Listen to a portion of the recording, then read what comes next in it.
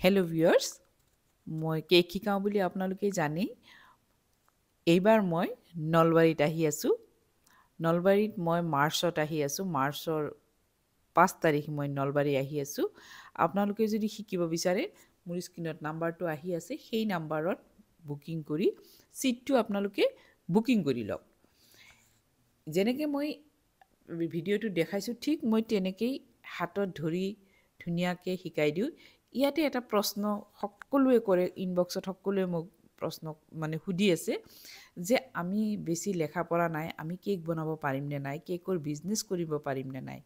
মোৰ তাত 4-5ত পৰা ছোৱালীও আহিছে, আহি কেক শিকি গৈ নিজৰ বিজনেছ নিজে কৰি আছে। এতিয়া পঢ়া শুনা অলপ হ'লে হৈ যায়, আৰু যদিও একেবাৰে পঢ়া শুনা নাই, তেওঁলোকেও এই বিজনেছ কৰিব পাৰিব, মোৰ 100% গেৰেণ্টি। ইয়াতে কোনো লেখা পঢ়াৰ কোনো দৰকাৰেই নাই। লেখা পঢ়া নাজানা মানুহেও কেকটো বনাব পাৰিব। গতিকে আহক, বুকিং কৰক। বুকিং কৰি ছিটটো বুকিং কৰিহে আপোনালোকে এই ক্লাছটো কৰিব পাৰিব। সদায় ছিটটো বুকিং কৰিব। বুকিং কৰিলে মোৰ কাৰণেও ভাল, আপোনালোকৰ কাৰণেও ভাল।